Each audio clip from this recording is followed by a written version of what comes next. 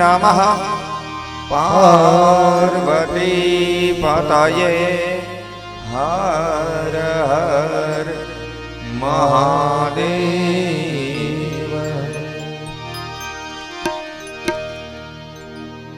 જય જય રાધા રમણ ગીરધારી गिरधारी रे श्याम बनवारी जय जय राधा रमण गिरधारी गिरधारी रे श्याम बनवारी जय जय राधा रमण गिरधारी गिरधारी रे श्याम बनवारी जय जय राधा रमण गिरधारी गिरधारी रे श्याम बनवारी गिरधारी रे श्याम बनवारी जय जय राधा रमण गिरधारी गिरधारी रे श्याम बनवारी दारं किशोराकृति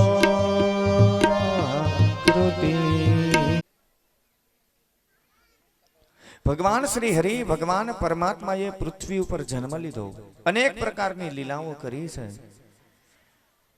મથુરાની અંદર ભગવાન આવ્યા છે, કંસનો નાશ કર્યો, કંસને માર્યો છે.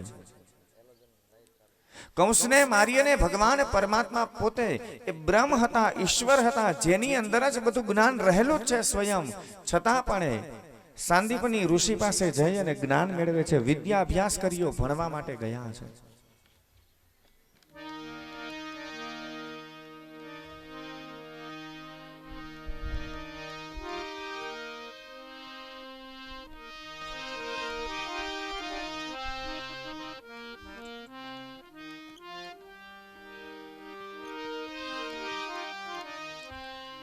સાંદીપની ઋષિ પાસે જઈ અને જ્ઞાન મેળવ્યું, ભણે, વિદ્યાભ્યાસ પ્રાપ્ત કર્યો.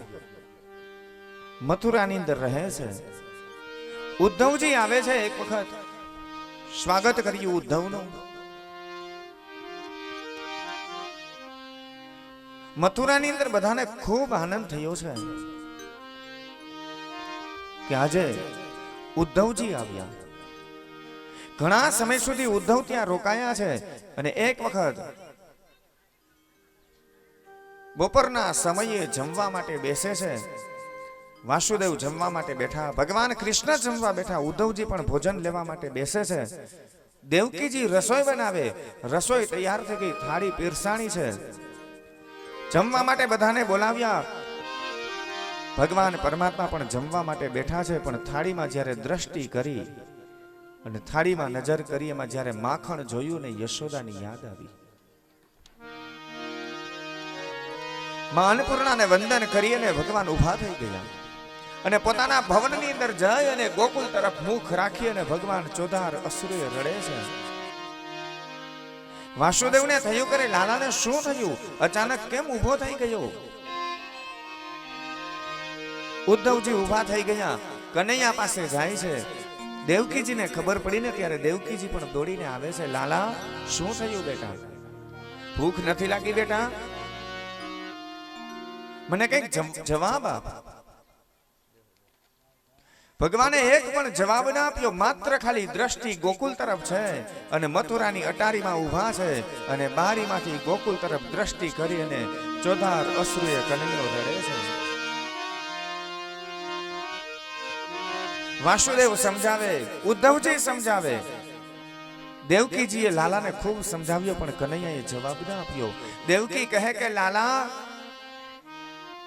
મને લાગે છે કે ગોકુળની અંદર જેમ નંદ ને યશોદા તને સાચવતા હતા ને, એમ તને અમને સાચવતા નથી આવડતું. મારાથી કંઈક કમી રહે છે, કંઈક ભૂલ થઈ લાગે છે. ભગવાને જવાબ ન દીધો. બેટા તું જમી લે. જમવા માટે પણ કનૈયો આવતો નથી. માત્ર ખાલી આંખમાં અશ્રુઓની ધારાઓ વહે છે અને ત્યારે દેવકીએ કહ્યું છે કે કનૈયા, આજે જમતા જમતા અચાનક ઊભો થઈ ગયો અને શું કામ આટલો બધો રડે છે? અને તારા રડવાનું કારણ જો મને ન કહે ને તો તને તારી માં યશોદાના સોગંદ છે. દેવકીએ પોતાના સોગંદ ન દીધા, યશોદાના સોગંદ દીધા. અને યશોદાના સોગંદ દીધા ને ત્યારે દેવકીને ગળે લાગીને ભગવાન રડી પડ્યા. કહ્યું કે માં, મને બધાના સોગંદ આપજે, યશોદાના સોગંદ નહીં આપતી. માં, રડવાનું બીજું કઈ કારણ નહીં. આજે થાળીની અંદર તે મને જ્યારે માખણ આપ્યું ને, એ માખણને જોઈ ને મને મારી માં યશોદાની યાદ આવી, મને મારા નંદ બાબા યાદ આવી ગયા, મને ગોકુળના ગોપ અને ગોપી બધા યાદ આવી ગયા. એ બધા શું કરતા હશે મારા વગર? એ બધા કેમ જીવતા હશે? હું જ્યારે ગોકુળ છોડીને આવ્યો ત્યારે મેં યશોદાને વચન આપ્યું છે કે હે માં, તારા હાથ સિવાય હું બીજા કોઈના હાથનું માખણ નહીં જમું. અને માખણને જોઈને આજે યશોદાની યાદ આવી. ભગવાન પરમાત્માએ ગોકુળ વાસીઓને યાદ કરીને રડી પડ્યા. હે માં, ભલે અહીંયા મારે ખૂબ સુખ છે, ખૂબ વૈભવ છે, પણ છતાં આજે મને મારી માં નંદ, મારી માં યશોદા અને મને મારા બાબા નંદ બાબા યાદ આવે છે. મને મારી ગોકુળની ગાયો યાદ આવે છે. નંદ લાલા ને માતા યશોદાજી સાંભળે, મમતાની મૂર્તિ મારી રહી ગઈ ગોકુળમાં. નંદલાલાને માતા યશોદાની સાંભળે, મમતાની મૂર્તિ મારી રહી ગઈ ગોકુળમાં.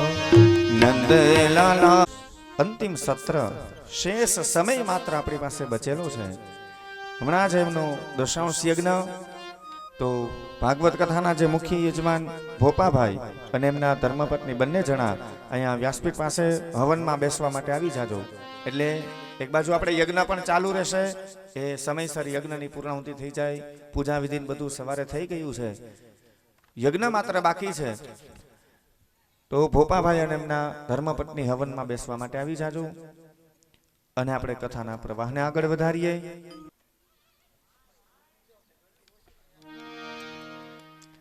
એવં નગા શ્રવણો રુધર્મે પ્રકાશ્યમાન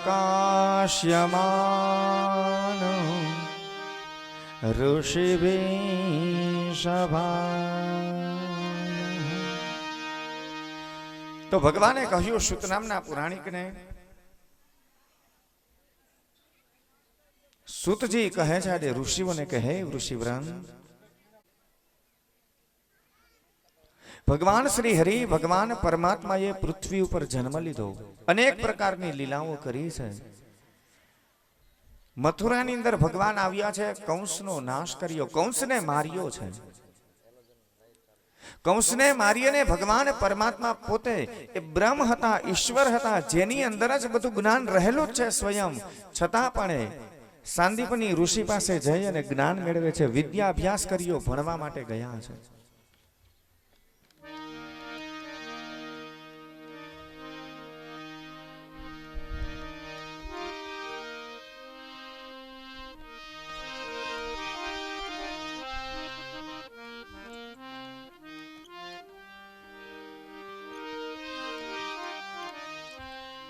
સાંદીપની ઋષિ પાસે જઈ અને જ્ઞાન મેળવ્યું, ભણે, વિદ્યાભ્યાસ પ્રાપ્ત કર્યો. મથુરાની અંદર રહે છે. ઉદ્ધવજી આવે છે, એક વખત સ્વાગત કર્યું ઉદ્ધવનું. મથુરાની અંદર બધાને ખૂબ આનંદ થયો છે કે આજે ઉદ્ધવજી આવ્યા. ઘણા સમય સુધી ઉદ્ધવ ત્યાં રોકાયા છે અને એક વખત બપોરના સમયે જમવા માટે બેસે છે. વાસુદેવ જમવા માટે બેઠા, ભગવાન કૃષ્ણ જમવા બેઠા, ઉદ્ધવજી પણ ભોજન લેવા માટે બેસે છે. દેવકીજી રસોઈ બનાવે, રસોઈ તૈયાર થઈ ગઈ, થાળી પીરસાણી છે, જમવા માટે બધાને બોલાવ્યા. ભગવાન પરમાત્મા પણ જમવા માટે બેઠા છે, પણ થાળીમાં જ્યારે દ્રષ્ટિ કરી અને થાળીમાં નજર કરી, એમાં જ્યારે માખણ જોયું ને યશોદાની યાદ આવી. માં અન્નપૂર્ણાને વંદન કરી અને ભગવાન ઊભા થઈ ગયા અને પોતાના ભવનની અંદર જઈ અને ગોકુળ તરફ મુખ રાખી અને ભગવાન ચોધાર અસુરે રડે છે. વાસુદેવને થયું કરે લાલાને શું થયું, અચાનક કેમ ઊભો થઈ ગયો? ઉદ્ધવજી ઊભા થઈ ગયા, કનૈયા પાસે જાય છે. દેવકીજીને ખબર પડીને ત્યારે દેવકીજી પણ દોડીને આવે છે. લાલા શું થયું બેટા? ભૂખ નથી લાગી બેટા?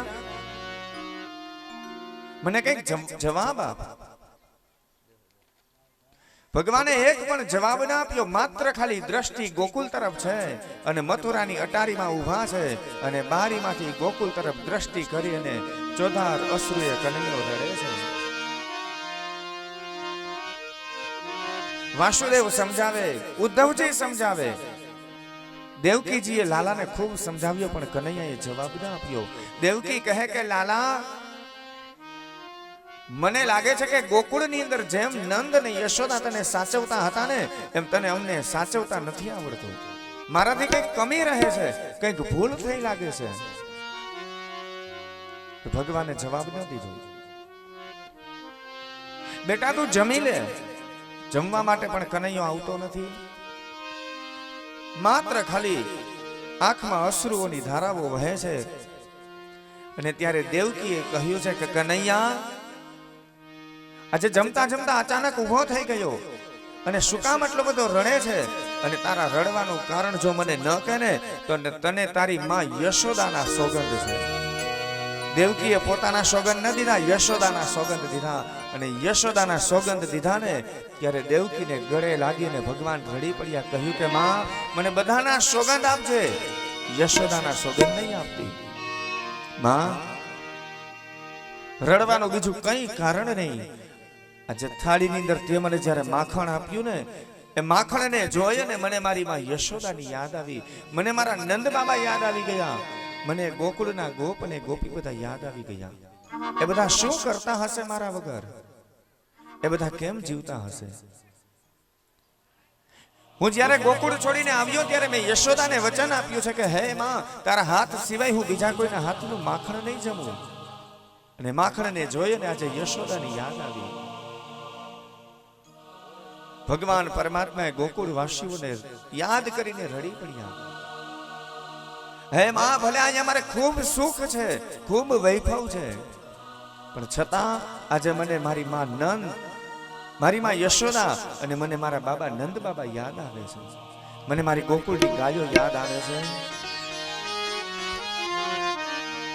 નંદ લાલા ને માતા યશોદાજી સાંભળે, મમતાની મૂર્તિ મારી રહી ગઈ ગોકુળમાં.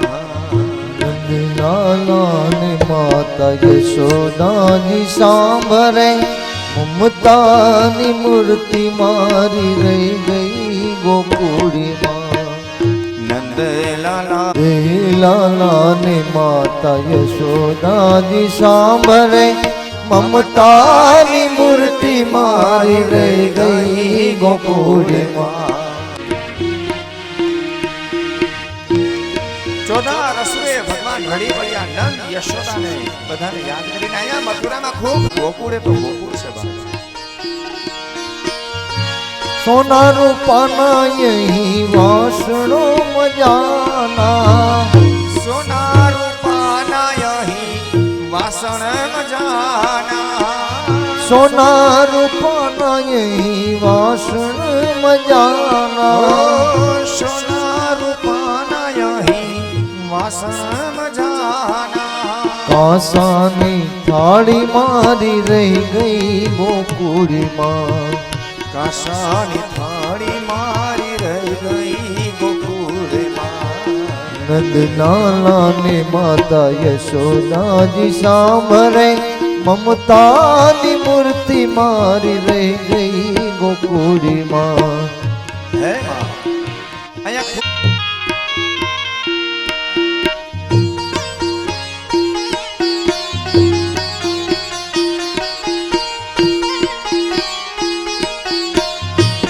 મથુરામાં તમામ સુખ છે, અહીંયા હાથી છે, ઘોડા છે, પણ મને જે મારી ગાયોનો પ્રેમ મળતો ને માં, હું દોડી અને ગૌશાળાની અંદર જતો, એ જ અદ્ભુત પ્રેમ એ મને ક્યાંય નથી મળતો. હાથી ને ઘોડા ઝૂલે અંબાડીએ, હાથી ને ઘોડા અહીં ઝૂલે અંબાડીએ.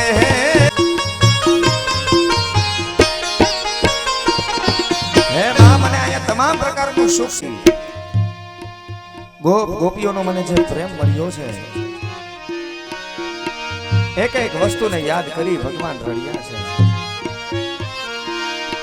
હે રાધાજી ને જઈને તમે કહેજો ધવજી, હે રાધાજી ને જઈને કહેજો ધવજી, હે રાધાજી ને જઈને તમે કહેજો ધવજી, હે રાધાજી ને જઈને કહેજો ધવજી. અમી ભરી આંખ મારી રહી ગઈ ગોકુળમાં, અમી ભરી આંખ મારી રહી ગઈ ગોકુળમાં. નંદલાલા ને માતા યશોદાજી સાંભળે, મમતાની મૂર્તિ મારી રહી ગઈ ગોકુળમાં, મમતાની મૂર્તિ મારી રહી ગઈ ગોકુળમાં. પણ યાદ બધાને યાદ કરીને અને ત્યારે ઉદ્ધવજી કહે કે હે કૃષ્ણ, તમે તો જ્ઞાની છો, એ ગોકુળના ગોપ અને ગોપી વિશે આટલું બધું એમાં રડવાનું ન હોય. કૃષ્ણએ વિચાર કર્યો કે આ ઉદ્ધવની અંદર જ્ઞાન છે અને હું અત્યારે એને ઉપદેશ આપીશ ને તો મારા ગોકુળના ગોપ અને ગોપીનો પ્રેમ, એના પ્રત્યેનો ભાવ, એ ગોપ અને ગોપી મને કેટલો બધો પ્રેમ કરે છે, આ ઉદ્ધવ સમજી નહીં શકે. ભગવાને ઉદ્ધવને કહ્યું કે ઉદ્ધવ, એ તમામ ગોપ અને ગોપી વગર, નંદ અને યશોદા વગર હું તો જીવી લઈશ, પણ જાવ ને તમે, મારા વગર એ બધાની કેવી પરિસ્થિતિ છે. ઉદ્ધવજી આવે, સોનાનો રથ તૈયાર કર્યો, કંસનો જે રથ હતો, ભગવાનને લેવા માટે અક્રૂરજી જે રથ લઈને ગયા હતા એ જ રથમાં બેસીને ઉદ્ધવ આવે છે. અને ઉદ્ધવજી જ્યારે મનમાં એવો વિચાર હતો ઉદ્ધવને કે હમણાં ગોકુળવાસીઓને બધાને હું જ્ઞાન આપી દઉં, ઉપદેશ આપી દઉં, બધાને સમજાવી દઉં. અને ઉદ્ધવજી જ્યારે ગોકુળની સરહદની અંદર પ્રવેશ કરે ને, ત્યાં તો વ્રજના એક એક રજકણમાંથી શ્રી કૃષ્ણ શરણમમાં, શ્રી કૃષ્ણ શરણમમાં અવાજ આવતો હતો.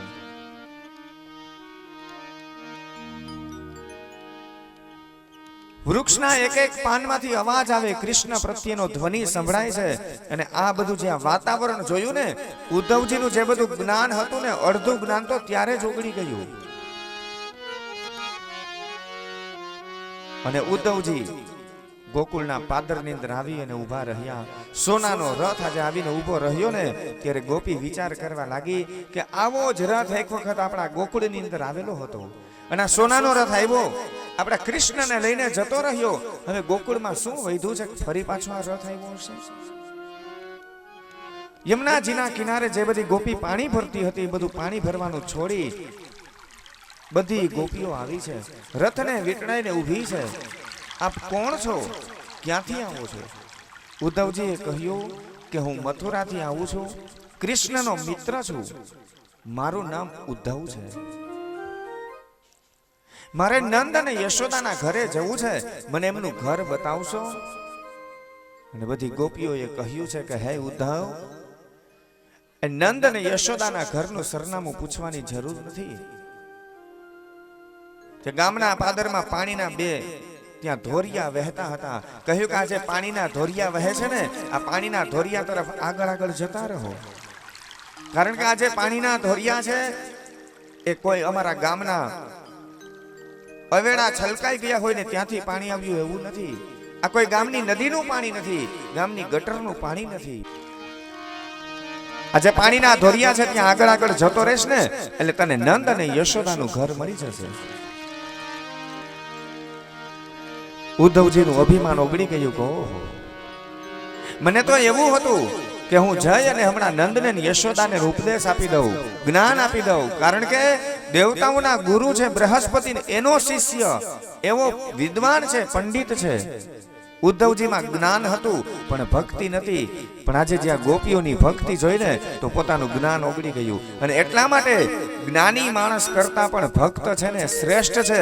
અને ભગવાન પરમાત્મા જે વ્યક્તિ ભક્તિ કરે, ભાવ ને શ્રદ્ધાથી તમે ખાલી ભગવાનનું કીર્તન કરો ને તો ભગવાન દોડીને ત્યાં આવ્યો છે. જ્ઞાનીને મળે કે ન મળે પણ ભક્ત પાસે ભગવાન દોડીને આવે. નરસિંહ મહેતા પાસે ભગવાન દોડીને આવ્યા, મીરાબાઈ પાસે આવ્યા.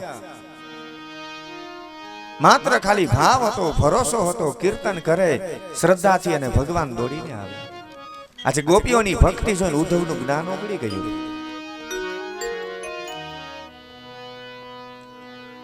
નંદ બાબાના ભવનની નંદ બાબા એક ખાટલી ઉપર બેઠા છે. એક ખૂણાની અંદર માં યશોદા બેઠી છે. અને નંદ બાબા ખાટલી ઉપર બેઠા છે.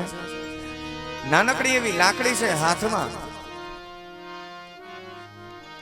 હાથની અંદર લાકડી રાખી છે અને એ લાકડીના ટેકા ઉપર હાથ છે ને હાથ ઉપર પોતાનું માથું રાખી કપાળ ટેકવી અને કૃષ્ણને યાદ કરી નંદ બાબા રડે છે. અને ઉદ્ધવજી આવે છે કે બાબા, હું મથુરાથી આવું છું, હું કૃષ્ણનો મિત્ર છું, મારું નામ ઉદ્ધવ છે, હું કૃષ્ણનો સંદેશો લઈને આવ્યો. જ્યાં કૃષ્ણનો સંદેશો એટલા શબ્દ યશોદાએ સાંભળ્યા ને ત્યાં તો યશોદા ઉભા થઈ ગયા કરે, મારા કનૈયાનો સંદેશો આવ્યો છે. ભગવાન ગોકુળ છોડીને મથુરા ગયા ને પછી ક્યારેય ગોકુળની અંદર આવ્યા નથી. પણ એમને વચન આપેલું હતું, યશોદાને નંદને વચન આપેલું હતું ને કે હું જરૂર એક વખત ગોકુળમાં પાછો અવશ્ય આવીશ. સંતોનો મંતવ્ય એવો છે કે ભગવાન પોતે નથી આવ્યા પણ આ ઉદ્ધવની સાથે જે સંદેશો મોકલ્યો ને એ સંદેશાના સ્વરૂપમાં ભગવાન આવેલા હતા. ઉદ્ધવના સ્વરૂપમાં ભગવાન પોતે આવેલા હતા. અને ઉદ્ધવ અને ભગવાન કૃષ્ણ બંને એક સરખા જ છે. બંને પીળું પીતાંબર પહેરે, વાકડિયા કેસ, બંનેના સ્વરૂપ સરખા. ઉદ્ધવજી થોડા રૂપાળા છે, કૃષ્ણ શ્યામ છે, કાળા છે. અને બસ એટલો જ ફેર કે ભગવાન કૃષ્ણ પોતાના મુગટમાં મોરપીંછ ધારણ કરે ને ઉદ્ધવજી ન પહેરે, આટલો ફેર છે. એટલે બિલકુલ કૃષ્ણ જેવા જ સ્વરૂપ ઉદ્ધવનું છે. આમ ઉદ્ધવના સંદેશાના માધ્યમ દ્વારા, ઉદ્ધવજી દ્વારા ભગવાન પરમાત્મા ગોકુળમાં પાછા આવ્યા. નંદ, યશોદા ને બધાને ઉદ્ધવ મળે છે. ઘણા સમય સુધી ત્યાં રોકાયા છે.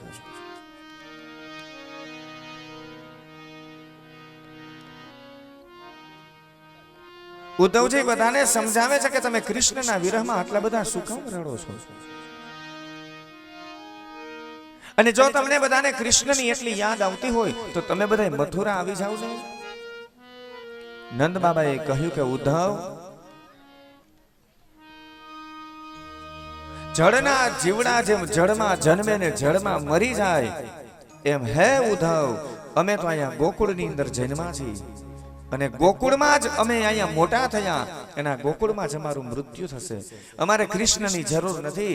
પણ જે માટીમાં કૃષ્ણ રમ્યા એ માટીની મમતા, આ માટીમાં અમારો કનૈયો રમ્યો છે ને એ માટી હારે પણ અમને એટલો બધો લગાવ છે કે કૃષ્ણ ના આવે તો કાંઈ નહીં, પણ જે જમીનમાં કૃષ્ણના ખુલ્લા પગ પડેલા છે ને એ જમીનનો અમને સ્પર્શ થાય ને બાપ, તોય અમારું કંઈક કલ્યાણ થાય છે.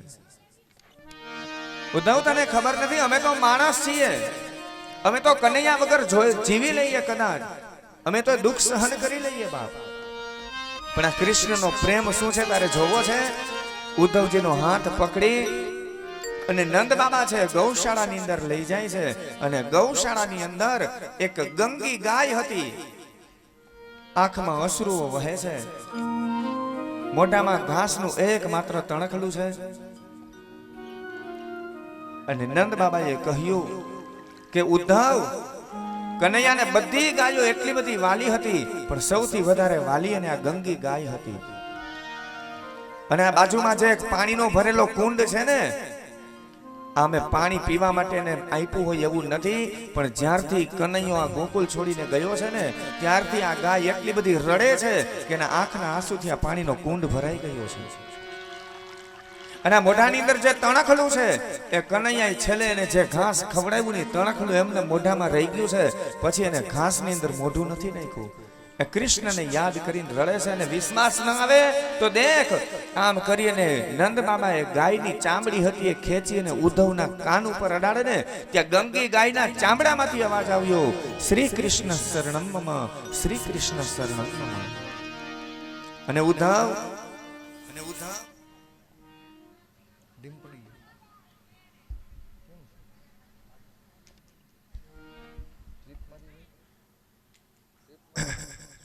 એ કૃષ્ણ એ ગાયોને શું પ્રેમ કર્યો. ઉદ્ધવજી, એક વખત હું મથુરાની અંદર ગયો હતો અને મથુરામાં જઈ અને મારા કનૈયા માટે હું મોજડી લઈ આવ્યો. આવી અને મારા દીકરાને લાલાને કહ્યું કે લાલા, પગમાં પહેરવાની હું મોજડી લઈ આવ્યો છું. અને કનૈયો મોજડી લઈ અને સીધો ગૌશાળાની અંદર ગયો અને મોજડી હતી ને ગાયને પહેરાવી અને મને આવીને કહ્યું કે બાબા દેખો તો આ મોજડી મારી ગાયને કેવી લાગે છે. મેં કહ્યું, અરે લાલા, આ મોજડી હું તારા માટે લઈ આવ્યો છું, ગાય માટે નથી. અને ત્યારે કનૈયાએ કહ્યું કે બાબા, મારી ગાયો ખુલ્લા પગે ફરતી હોય તો હું પગમાં કોઈ દિવસ માથાના વાળ નથી કપાવેલા, હાથમાં હથિયાર ન લીધું, ગોકુળની બહાર ક્યારેય પગ ન મૂક્યો. આ ભગવાનની પ્રતિજ્ઞાઓ હતી બધી. હે ઉદ્ધવ, અમારી કોઈ ઈચ્છા નથી, હવે કોઈ તમન્ના નહીં, બસ હવે તો એટલી માત્ર ઈચ્છા છે. ક્યાં સુધી? નંદ બાબાએ કહ્યું કે અમારું મૃત્યુ થાય ને ત્યારે અમારા મૃત્યુ પછી અમારા શરીરની ચામડી ઉતારી અને એના કોઈ મૃદંગ બનાવે અને જ્યાં અમારા કૃષ્ણની કથા થતી હોય ત્યાં કોઈ આ અમારા મૃદંગ વગાડે ને તોય અમને સારી ગતિ મળી જાય. કૃષ્ણ કૃષ્ણ કરતા બોધવ પ્રાણ હમારા જાય રે. કૃષ્ણ કૃષ્ણ કરતા બોધવ પ્રાણ હમારા જાય મને ને જીવ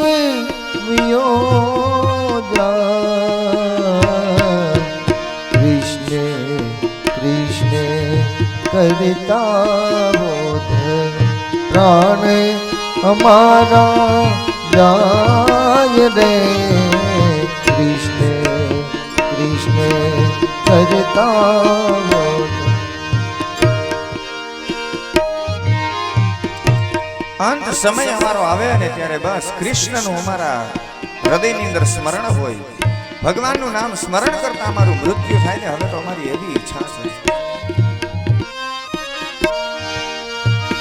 જળના જીવડા જળમાં જન્મે જળમાં મરી જાય રે. કૃષ્ણ કૃષ્ણ કરતા બોધ પ્રાણ હમારા જાય રે. કૃષ્ણ કૃષ્ણ કરતા બોધ કૃષ્ણ કૃષ્ણ કરતા બોધ. ઉદ્ધવજી રડી પડ્યા છે અને ઉદ્ધવજી ઘણા સમય સુધી ગોકુળમાં રોકાયા છે. અને એક વખત ઉદ્ધવજી ગોકુળમાં ફરવા માટે નીકળે છે અને ફરતા ફરતા યમુનાજીના કિનારે પહોંચે. બધી ગોપીઓ યમુનાજીમાં જલ ભરતી હતી અને ઉદ્ધવજી ત્યાં ગોપીઓની પાસે જાય છે.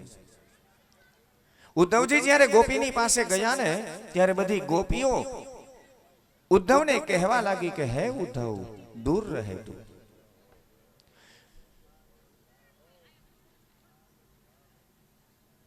ઉદ્ધવજીને એવું હતું કે હું બધી ગોપીઓને જ્ઞાન આપી દઉં, સમજાવી દઉં, પણ એમના બદલે ત્યારે બધી ગોપીઓ જ્યાં યમુનાજીના કિનારે જલ ભરવા માટે આવી છે, ઉદ્ધવજી ત્યાં આવે છે અને એ સમયે એક ભમરો હતો, એ ઉડતો ઉડતો ત્યાં આવે છે. અને ભમરો જ્યારે એ આજુબાજુમાં ઉડે છે ત્યારે બધી ગોપીઓ છે એ ભમરાને સંબોધી અને કહે છે કે હે ભમરા, તું અમારાથી ને દૂર જતો રહે.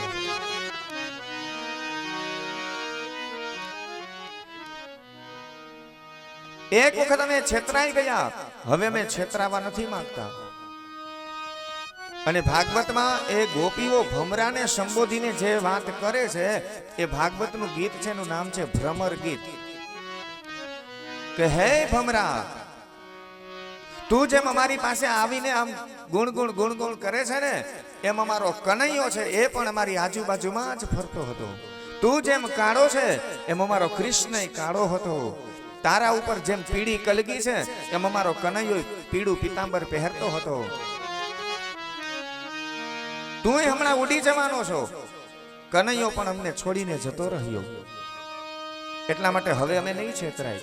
આ ભમરાનું તો બાનું છે, પણ વાસ્તવિકમાં બધું સંભળાવે છે કોને? ઓલા ઉદ્ધવને. કારણ કે ઉદ્ધવ અને કૃષ્ણ બિલકુલ એક જ સરખા લાગતા હતા, અને એટલા માટે ઉદ્ધવને સંભળાવે છે, ભમરાને સંબોધીને કહે એ ભ્રમર ગીત છે. ભૂલ કહે ભમરા ને ભમરો, વાત વહે ગુંજનમાં. માધવ ક્યાંય નથી મધુબનમાં. ભૂલ કહે ભમરા ને ભમરો, વાત વહે ગુંજનમાં. માધવ ક્યાંય નથી મધુબનમાં. માધવ ક્યાંય નથી મધુબનમાં.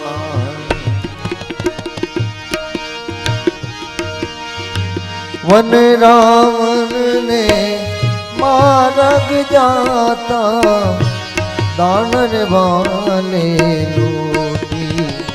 ઓ દાનર વાલે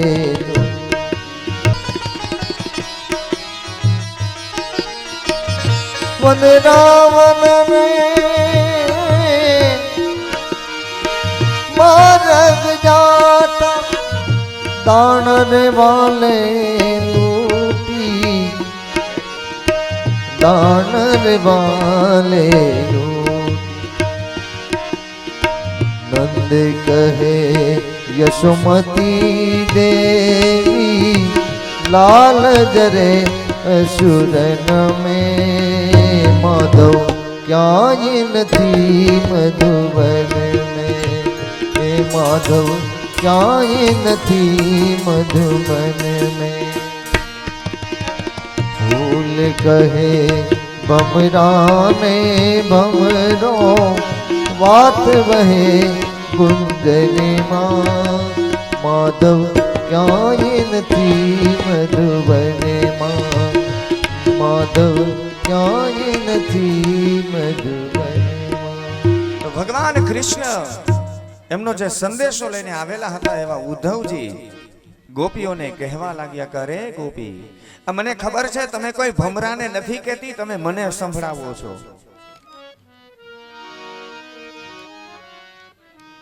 અને મને એવું હતું કે હું તમને બધાને જ્ઞાન આપું, ઉપદેશ આપું, પણ આજે અહીંયા મેં આવીને જોયું ને ત્યારે મને ખાતરી થઈ કે તમારી ભક્તિ પાસે મારું જ્ઞાન છે ને કાંઈ નથી. અને આજે ભાગવતમાં શ્લોક છે, ઉદ્ધવજીએ સ્વીકાર કર્યો, બોલેલા છે કે વંદે નંદ વ્રજસ્ત્રીનામ પાદ રેણુય ભિક્ષણ સહ યાસામ હરિ કથાયોરોદિતમ પુનાતિ ભુવનત્રયમ. હે ગોપીઓ, આજે હું મારું જ્ઞાન બધું મૂકી દઉં છું અને હું તમારા ચરણોની અંદર વંદન કરું છું. ઉદ્ધવજીએ ગોપીઓના ચરણોની અંદર વંદના કરી. વંદે નંદ વ્રજ સ્ત્રીનામ, હે ગોપીઓ, વંદન છે તમારા ચરણોની અંદર. અને ધન્ય છે તમને કે જે જગ્યા ઉપર ભગવાન કૃષ્ણની સતત કથાઓ તમે ગાયા કરો છો અને જે ત્રણેય ભુવનની અંદર પવિત્ર કરનારી આવ્યા જગ્યામાં તમે નિવાસ કરો છો. એટલે કે ઉદ્ધવનું જે જ્ઞાન રૂપી અભિમાન હતું ને એ બધું આજે ઉગડી ગયું.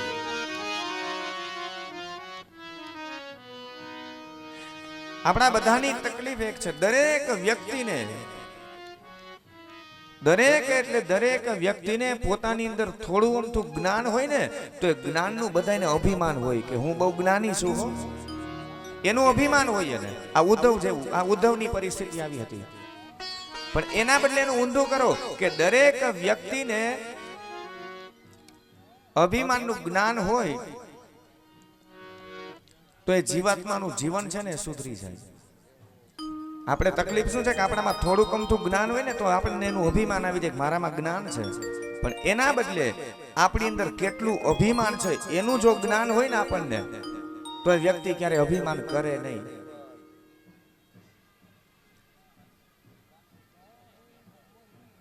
એટલે અભિમાનનું જ્ઞાન હોવું જરૂરી છે, જ્ઞાનનું અભિમાન નહીં.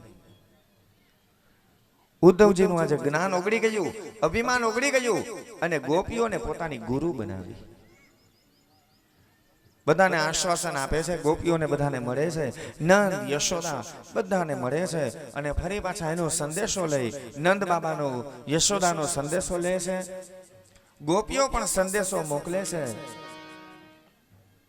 કે ઉદ્ધવ તમે આવ્યા છો તો અમારે તો બીજું કઈ નથી કહેવું, પણ અમને તો હક છે, અધિકાર છે કૃષ્ણ ઉપર, તો એટલું કહી દેજો કે મથુરાના રાજા થઈ ગયા છે ને એટલે અમને બધાને ભૂલી ગયા છે. મથુરાના રાજા થયા છો, ગોવાળોને ભૂલી ગયા છો. મથુરાના રાજા થયા છો, પણ અમે એને યાદ કરીએ છીએ સતત. અને ગોપીએ તો એવું કહ્યું ઉદ્ધવને કે તમે સીધે સીધું ને એમ વઢીને કહેજો, એટલે કે એને ઠપકો આપીને કહેજો. આ ગોપીનો પ્રેમ કેટલો કે ભગવાનને ઠપકો આપવાની હિંમત હોય તો એ ગોકુળની ગોપીમાં છે. મથુરાના રાજા થયા છો, ગોવાળિયાને ભૂલી ગયા છો. હાલો જીતુ હાલો. માને થીન મેલે ગયા છો રે, એમ દાદી એમ મારા વાલાને એ બધીને કહેજો, મને તો મનાવી લેજો રે મારા વાલાને એ બધીને કહેજો.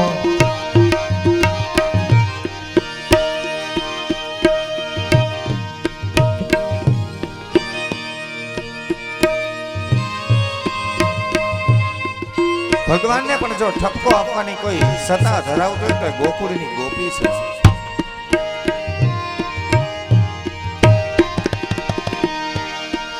એક વાર ગોકુળ આવો, માતાજીને મોઢે થાવો. એક વાર એ ગોકુળ આવો, માતાજીને મોઢે થાવો. ગાયોને હમાડી જાઓ રે મારા વાલાને એ વઢીને કહેજો રે, મને તો મનાવી લેજો રે મારા વાલાને એ વઢીને કહેજો. ઉદ્ધવજી બધાનો સંદેશો લઈ અને આવે છે મથુરાની અંદર, ભગવાનને મળે છે. ભગવાને કહ્યું કે ઉદ્ધવ બધાને જ્ઞાન આપી દીધું. ઉદ્ધવ ભગવાનના ચરણોમાં વંદન કરીને કહ્યું કે અરે પ્રભુ, જ્ઞાન આપવા માટે ગયો હતો પણ આપવાની જરૂર ન પડી, એના બદલે હું જ્ઞાન લઈને આવ્યો છું. અને આ બધો ઉપદેશ તમે મને અહીંયા જ આપી દીધો હોત તો, આ બધી તમે મને વાત સમજાવી દીધી હોત તો. ત્યારે ભગવાને કહ્યું કે ઉદ્ધવ હું તને વાત કરીને ગમે એટલું સમજાવત ને તો તને ગોકુળના ગોપ અને ગોપી નંદ યશોદા ગાયોનો શું પ્રેમ છે ને તને સમજી ન શકાત. જાણે બીનું ના હોય નવ પ્રીતિ, બીનું પરતીતિ હોય નવ પ્રીતિ. જાણ્યા વગરની પ્રીતિ ન થાય. તને પ્રત્યક્ષનો અનુભવ થાય ને એટલા માટે મેં તને ત્યાં ગોકુળમાં મોકલ્યો હતો. તારી અંદર જ્ઞાન હતું અને ગોપીઓનો કેટલો મારા પ્રત્યે પ્રેમ છે ને એ બતાવવા માટે જ મેં તને ત્યાં મોકલ્યો. ઘણા સમય સુધી ઉદ્ધવ ત્યાં રોકાયા છે, ખૂબ આનંદ થયો છે. અને આ બાજુ મથુરા નગરી, ભગવાન પરમાત્મા હવે મથુરામાં રહે છે. 14 વર્ષ સુધી ભગવાન મથુરામાં રહ્યા અને 14 વર્ષ દરમિયાન પણ ભગવાનને ક્યાંય શાંતિ નથી મળી.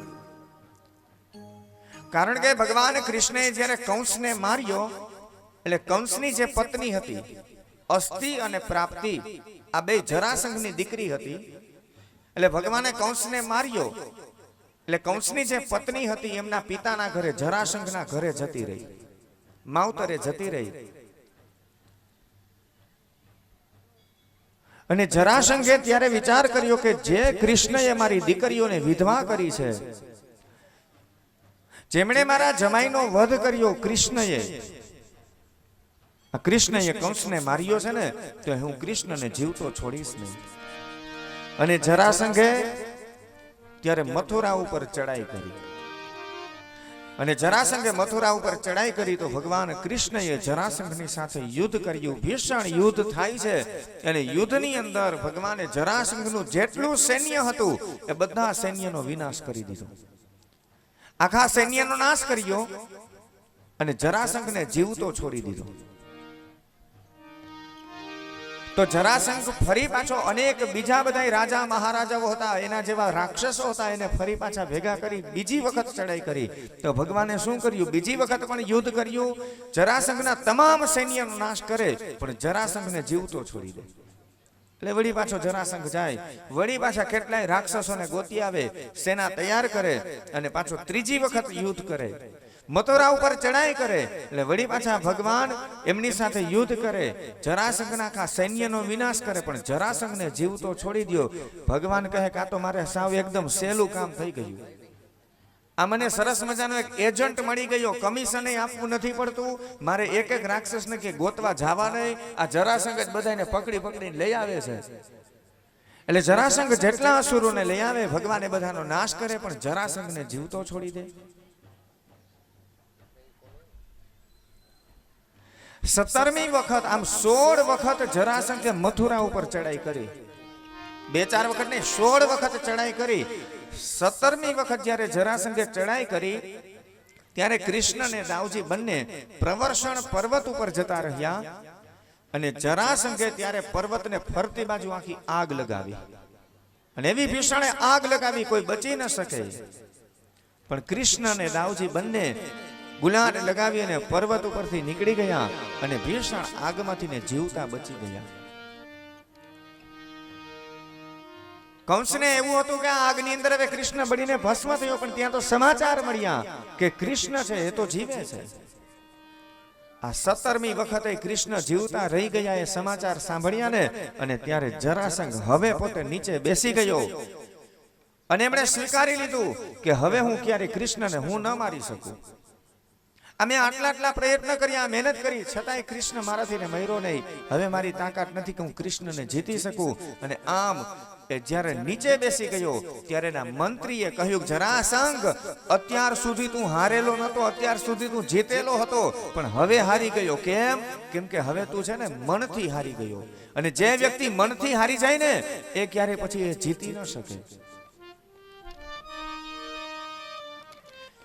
ભાગવતજીનો આજે કથાની પૂર્ણાહુતિ અને એનો દશાંશ હવન યજ્ઞ જે ભગવાન વિષ્ણુ પરમાત્માનો પ્રસન્ન કરવા માટે, ભાગવતજીની પ્રસન્નતા માટે આપણે અહીંયા દશાંશ યજ્ઞ ભોપાભાઈ અને ધર્મપત્ની અહીંયા જે માલીબેન યજ્ઞની અંદર બિરાજમાન હતા. તો યજ્ઞની વિધિ અહીંયા સંપન્ન થઈ છે. સામતાણી પરિવારના જેટલા ભાઈઓ બહેનો અહીંયા બીડું હોમવાનું છે અત્યારે.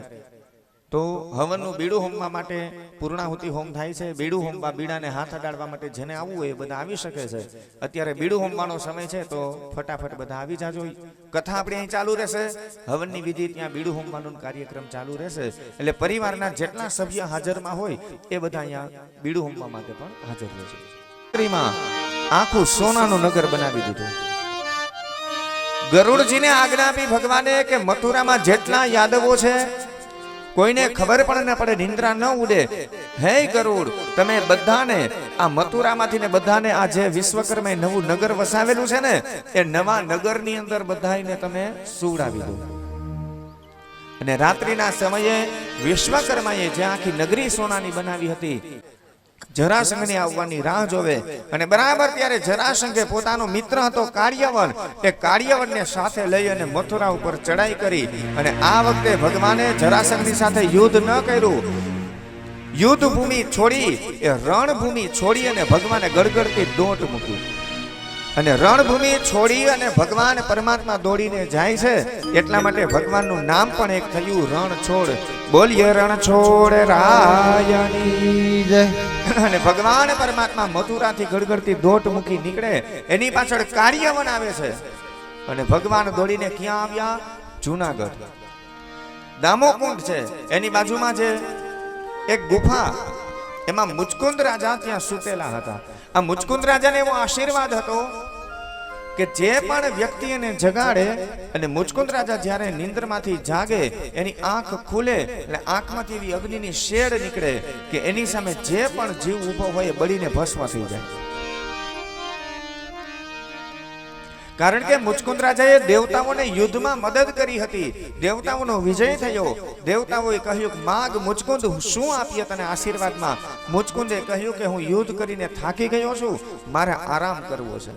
અને ભગવાને કહ્યું કે જાઓ આ ગુફાની અંદર તમે આરામ કરો, આશીર્વાદ આપીએ છીએ કે જે પણ તમને જગાડશે, તમારી આંખ ખુલશે, જેના ઉપર દ્રષ્ટિ પડશે ને એ બળીને ભસ્મ થશે, અને બીજી જ ક્ષણે સાક્ષાત ભગવાન પરમાત્માના તમને દર્શન થશે. આવો તમને આશીર્વાદ છે. આ દેવતાઓનો આશીર્વાદ હતો. અને એટલા માટે ભગવાન પરમાત્માએ મુચકુંદ રાજાની જે ગુફા હતી, જ્યાં મુચકુંદ રાજા સૂતેલા હતા, ત્યાં ગુફામાં ભગવાને પ્રવેશ કર્યો. પોતાનું જે ઉપવસ્ત્ર હતું એ મુચકુંદ રાજા ઉપર ઓઢાડી દીધું, અને ભગવાન એક ખૂણાની અંદર છુપાઈ ગયા.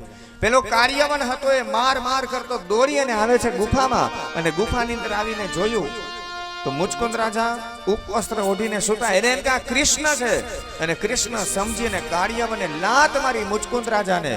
હે ડરપોક, હે કાયર, મારાથી ડરી અને અહીંયા તો છુપાઈને સૂઈ ગયો છે, ઊભો થા, મારી સામે યુદ્ધ કર. આમ કરી લાત મારી અને જ્યાં જગાડે મુચકુંદ રાજા ઊભા થયા, આંખ ખુલી અને અગ્નિની શેડ નીકળી છે આંખમાંથી, અને કાર્યવન બળીને ભસ્મ થયો, અને ભગવાન હસતા હસતા બહાર નીકળ્યા.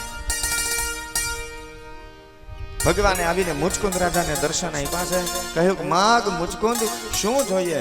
મુચકુંદ રાજાએ કહ્યું પ્રભુ કાંઈ જોતું નથી, બસ જન્મો જન્મ હું તમારી ભક્તિ કરું ને મને તમે એવા આશીર્વાદ આપો. કરે ભગવાન આવીને એનું કામ 52 વખત ભગવાન પરમાત્માએ નરસિંહ મહેતાના કામ કરેલા છે.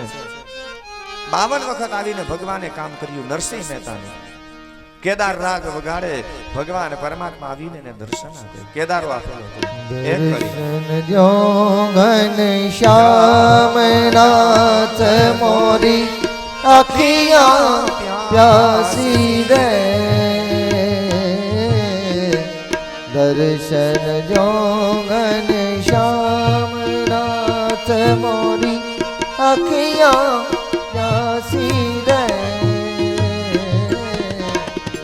मन मंदिर की ज्योत जगा दो, मन मंदिर की ज्योत जगा दो, घट घट वासी रे,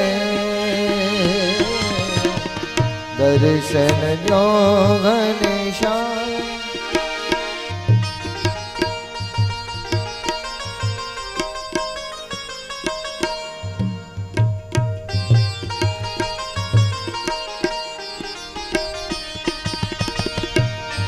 मंदिर मंदिर मूरत तेरी, फिर भी न देखी सूरत तेरी.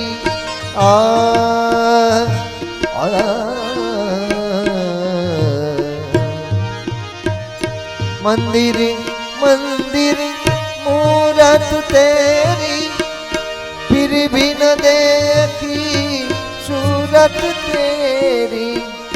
युग बिताना आई मिलन की, युग बिताना आई मिलन की. दर्शन जो घनश्याम नाथ मोरी अखियाँ प्यासी रे,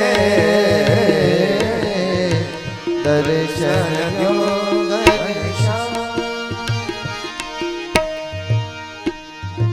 તો નરસિંહ મહેતા જ્યારે ભગવાનને યાદ કરે એ ભગવાન આવી અને દર્શન આપે. 52 વખત એમના કામ કર્યા. કુંવરબાઈનું મામેરું પૂરેલું છે. માત્ર સરખા આપણને એવો પ્રશ્ન થાય કે નરસિંહ મહેતાનું કામ કરે તો શું ભગવાન આપણું કામ કરવા ન આવે? જે ભગવાન નરસૈયાનું કામ કરે ને મારું ને તમારું કાર્ય પણ એ કરી જાય, પણ એના માટે પેલા ભગવાન ઉપર ભરોસો, શ્રદ્ધા, વિશ્વાસ. એ નરસિંહ મહેતા જેવી જ્યારે આપણી ભક્તિ બને ને તો ભગવાન મારું ને તમારું કામ કરવા દોડીને આવે.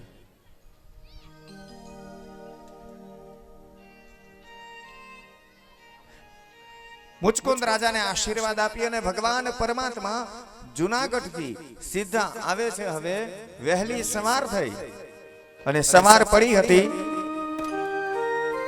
ગરુડજી તમામ યાદવોને બધાને જે સોનાનું નગર હતું ને એની અંદર બધાને સુવડાવેલા હતા. એ નગરની અંદર બધા યાદવો જાગે છે. જાગીને જોવે કરે આપણે સૂતા હતા ત્યારે તો અલગ મકાન હતું, આપણા સીધા સાદા ખાટલા હતા, આપણું મકાન પણ સાદું હતું. અને આ તો જો સોનાના ઢોલિયા છે, આખી આ સોનાની દિવાલ, આખું નગર સોનાનું. આપણે આ કયા નગરની અંદર છે, આ કયું ગામ છે, આ કયું ઘર છે? અને બધા યાદવો દોડી દોડીને બહાર નીકળવા લાગ્યા અને નગરનો દરવાજો ગોતે છે. અને એ યાદવો એમની ભાષામાં, મથુરાની ભાષામાં બોલે છે કે આ નગરનો દરવાજો ક્યાં છે, એવું બોલવું છે. એટલે એવું બોલે, ઈસ નગરિકા દ્વારકા, એવું બોલ્યા. અને બરાબર ભગવાન ત્યારે પ્રવેશ કરે છે. એ નગરનો દરવાજો હતો, એ ભગવાને પોતાના હાથથી એ દરવાજો ખોલ્યો અને કહ્યું, હે યાદવો, ઈસ નગરિકા દ્વાર યહાં હૈ. અને પેલા શબ્દ યાદવો બોલેલા હતા કે આનો દ્વારકા, અને એટલા માટે નગરનું નામ થયું દ્વારકા. અને ભગવાન એના અધિપતિ બન્યા એટલે ભગવાન થયા દ્વારકાધીશ. બોલીએ દ્વારિકાધીશ કી જય, દ્વારિકાધીશ કી જય. રાજાધિરાજ દ્વારકાધીશ ભગવાન પરમાત્મા બન્યા છે. અને ભગવાન પરમાત્માએ પૂરેપૂરા 100 વર્ષ સુધી અહીંયા દ્વારકામાં લીલા કરી. એટલે આપણી આ જગ્યા છે ને, આપણે તો દ્વારકાની છત્ર છાયામાં લહેર કરી છે, બાપ મોજ કરી છે. 11 વર્ષ અને 52 દિવસ સુધી ભગવાન રહ્યા ગોકુળમાં. ગોકુળ અને વૃંદાવનની ભગવાને લીલા કરી. 14 વર્ષ સુધી મથુરામાં રહ્યા, પણ 100 વર્ષ સુધી ભગવાન દ્વારકામાં રહે છે. અને આપણે તો બિલકુલ બાજુમાં છીએ. અને દ્વારકા 7 નગરીની એક નગરી છે. અયોધ્યા, મથુરા, માયા, કાશી, કાંચી, અવંતિકા અને દ્વારકા. 4 ધામનું એક ધામ પણ છે. મુખ્ય આપણા 4 ધામ, અને એમાં બદ્રીનાથના દર્શન કરો, રામેશ્વર જાઓ, જગન્નાથપુરી, આ 3 ધામ. અને છેલ્લે 4થું ધામ આપણું દ્વારકા છે. એ દ્વારકાના તમે દર્શન કરો ને ત્યારે તમારી જાત્રા પૂરી થાય છે. પવિત્રમાં પવિત્ર તીર્થ છે એ પણ ગોમતી છે. ગંગા પછી સીધું જેનું સ્થાન આવે છે ગોમતી. અને ગોમતીજીનું વિશેષ મહત્વ પણ છે. ત્યાં સમુદ્રમાં મળી જાય છે. અને જે નદી સમુદ્રમાં મળતી હોય ને, જ્યાં એ સમુદ્રમાં છેલ્લે બધી નદી, બધાય તીર્થ સમુદ્રમાં મળી જ જતા હોય. એટલે સમુદ્રમાં સ્નાન કરો ને એટલે બધા તીર્થનું સ્નાન કરવાનું તમને ફળ મળે. તો આપણા દ્વારકામાં ગોમતી છે, સમુદ્રમાં મળી જાય એટલે એમાં બધાય તીર્થ આવી જાય. પણ આપણી બાજુમાં હોય ને એટલે એના મહત્વની ખબર ન હોય. આ એટલા માટે મહત્વ સમજાવવું. અરે સ્કંદ પુરાણમાં તો મેં એવું વાંચેલું છે કે માણસ ખાલી દ્વારકા એટલું બોલે ને તો પણ એના પાપ નાશ પામે છે. અને દ્વારકા તરફ માણસ કોઈ જતું હોય, એને કોઈ દ્વારકાની અંદર દર્શન કરવા માટે સાથે લઈ જાય તો દર્શન કરાવનારને પણ ફળ મળે. અને દ્વારકા કોઈ જતું હોય દર્શન કરવા માટે, એની સેવા કરે ને તોય દ્વારકા વાળો બહુ રાજી થાય. અને એટલા માટે આપણે હાલી હાલીને કેટલાય માણસો દ્વારકા જતા હોય તો એની સેવા કરવા વાળા કેટલા હોય છે? હાલીને જવા વાળા જેટલા હોય ને, સામે એની સેવા કરવા વાળા એટલા હોય. આ સ્કંદ પુરાણમાં એનું મહત્વ છે. આપણે આજે ફાગણ મહિનામાં પૂનમ ઉપર, હોળી ઉપર બધા દર્શન કરવા માટે જાય છે. ચાલીને દર્શન કરવા જતા હોય તીર્થયાત્રા, ને એની સેવા કરવી ને એનું બહુ મોટું પુણ્ય છે. કદાચ આપણે ચાલીને જઈ ન શકીએ, પણ બીજા જે લોકો જતા હોય એની સેવા કરીએ ને તોય આપણને સારું ફળ મળે. અને સમાજના માણસો ખૂબ કરે પણ છે. એ ભગવાન પરમાત્મા દ્વારકાધીશ બન્યા છે. દ્વારકાની અંદર ખૂબ ઉત્સવો ઉજવાય છે. અને એક વખત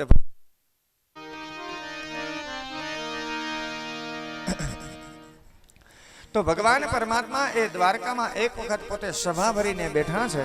ભગવાનની સભાનું નામ છે સુધર્મા. સુધર્મા નામની સભામાં ભગવાન બિરાજમાન છે. અને એ વખતે ત્યારે એક કુંડિનપુરમાંથી ભીષ્મક રાજા છે, એમની દીકરી છે, એમનું નામ છે રૂક્ષ્મણી. આ મહારાજ ભીષ્મક એમની તો એવી ઈચ્છા હતી કે પોતાની દીકરી જે રૂક્ષ્મણી છે એમના લગ્ન છે કૃષ્ણ સાથે કરાવીએ. પણ એમના જે પુત્ર છે રૂક્મી રથ, રૂક્મી બાહુ, રૂક્મી કેશ અને રૂક્મયો, આ બધા ભીષ્મક રાજાના દીકરા છે, સંતાનો છે. એક દીકરી એનું નામ છે રૂક્ષ્મણી. રૂક્ષ્મણી જ્યારે યુવાન થયા ત્યારે ભીષ્મક રાજાને થયું કે હું દીકરીના લગ્ન કૃષ્ણ સાથે કરું, પણ સંતાનો પાસે પિતાનું કંઈ ચાલ્યું નહીં. રૂક્મયાએ કહ્યું કે નહીં, મારી બેન જે રૂક્ષ્મણી છે એના લગ્ન, જેના કપાળમાં રાજ તિલક છે અને જે મારો મિત્ર છે એ શિશુપાલની સાથે હું એમના લગ્ન કરીશ. મેં શિશુપાલને વચન આપ્યું છે કે મારી બેન રૂક્ષ્મણી છે, હું તારી સાથે પરણાવીશ. ભીષ્મક મહારાજનું કંઈ ચાલ્યું નહીં અને રૂક્ષ્મણીના લગ્ન છે શિશુપાલ સાથે નક્કી કરવામાં આવે છે. પણ રૂક્ષ્મણીની પણ ત્યાં લગ્ન કરવાની ઈચ્છા નથી. એટલે રૂક્ષ્મણીએ વિચાર કર્યો કે મારે તો કૃષ્ણ સાથે લગ્ન કરવા છે, હું શું કરું? અને રૂક્ષ્મણીજી ત્યારે એક પત્ર લખે છે કે પરમાત્મા, નાનપણથી જ મેં અનેક પ્રકારના વ્રત કરેલા છે ને વ્રતના પુણ્યના હિસાબે તમે મારા પતિ બનો ને, હું એવું ઈચ્છું છું.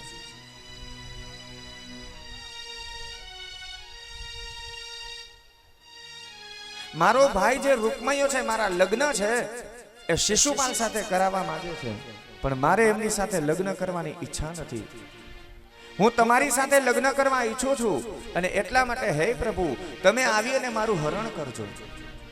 મેં મનોમન તમને જ મારા પતિ સ્વીકારી લીધા છે. લગ્નનો સમય નજીક છે, તમારી પાસે વધારે વિચારવાનો સમય પણ નથી. પણ હે પ્રભુ, એટલું કહું છું, તમે આખા જગતના નિયંતા છો, અખિલ બ્રહ્માંડના નાયક છો. એક મારી મનોકામના પૂર્ણ કરજો કે તમે મારો સ્વીકાર કરજો, તમે આવીને મારું હરણ કરજો. અને પ્રભુ, જો તમે મારું હરણ નહીં કરો અને મારા લગ્ન એ થશે તો તમારી જ સાથે થશે, પણ શિશુપાલ સાથે ક્યારેય નહીં થાય. કારણ કે જો તમે મારું હરણ કરવા નહીં આવો ને તો હું મારા પ્રાણનો ત્યાગ કરી દઈશ, પણ હું શિશુપાલ સાથે પરણીશ નહીં. પણ મને એટલી ખાતરી છે કે હે પ્રભુ, તમે આવીને મારું હરણ કરશો. અને ક્યાંક તમારા પહેલા પેલો શિશુપાલ ન આવી જાય, સિંહનો ભાગ કોઈ શિયાળ લઈ જાય, એ યોગ્ય ન લાગે. એટલા માટે હે પ્રભુ, તમે આવીને મારું હરણ કરો. હવે એક સુંદર મજાનો પત્ર લખ્યો છે અને એ પત્ર એ આપે છે રૂક્ષ્મણી એક ભૂદેવને, બ્રાહ્મણને આપ્યો ને કહ્યું, લ્યો ભૂદેવ, આ પત્ર લઈને તમે જલ્દી દ્વારકા જાઓ અને દ્વારકાની અંદર જઈ અને તમે ભગવાન કૃષ્ણને આ પત્ર સંભળાવો. કુંડિનપુરમાંથી ને નીકળ્યા છે એ ભૂદેવ, આવે છે દ્વારકા, સભા ભરીને બેઠા છે ભગવાન પરમાત્મા. સુધર્મા નામની સભા ભરાયેલી છે, અનેક માણસો છે. એમાં ભૂદેવ આવ્યા, સ્વાગત કર્યું અને કહ્યું છે કે પ્રભુ, આપના માટે એક પત્ર છે. કુંડિનપુરના મહારાજ ભીષ્મક અને એમની દીકરી છે રૂક્ષ્મણી. આ રૂક્ષ્મણીજીએ તમારા માટે પત્ર મોકલેલો છે. લ્યો, આ પત્રનો તમે સ્વીકાર કરો ને આ પત્ર તમે વાંચો. ભગવાને કહ્યું ભૂદેવને કે ભૂદેવ, એક કામ કરો, એ પત્ર ખોલો અને હવે તમે જ વાંચી સંભળાવો. ભૂદેવે કહ્યું નહીં, કોઈનો પત્ર વાંચવો એ યોગ્ય ન કહેવાય. આ રૂક્ષ્મણીજી તમારા માટે પત્ર લખેલો છે એટલે એ પત્ર તમે જ વાંચો. અત્યારે તો આ મોબાઈલનો જમાનો આવી ગયો છે એટલે પછી હવે પત્રનો બધો વ્યવહાર પૂરો થઈ ગયો. નહીતર સગાઈ થઈ હોય ને એટલે પેલા પત્રનો વ્યવહાર હતો. અને પત્ર લખે અને પાછો વળી આમ ગુંદરથી ચોટાડી દે,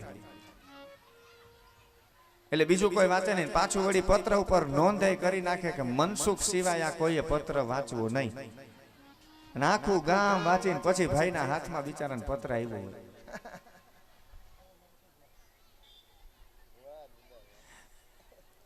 આ પત્રનો વ્યવહાર. પણ બીજાનો પત્ર એ વચાઈ નહીં. એટલે બ્રાહ્મણે ના પાડી કે નહીં, તમારો પત્ર છે રૂક્ષ્મણીજી, તમારા માટે આ પત્ર મોકલેલો છે. પણ ભગવાને જ આજ્ઞા આપી એટલે બ્રાહ્મણે પત્ર ખોલ્યો અને પત્ર આખો વાંચી સંભળાવ્યો કે જે આખો હું હમણાં જ પત્ર બોલ્યો આવો સુંદર મજાનો પત્ર હતો કે પ્રભુ આપ આવીને મારું હરણ કરો.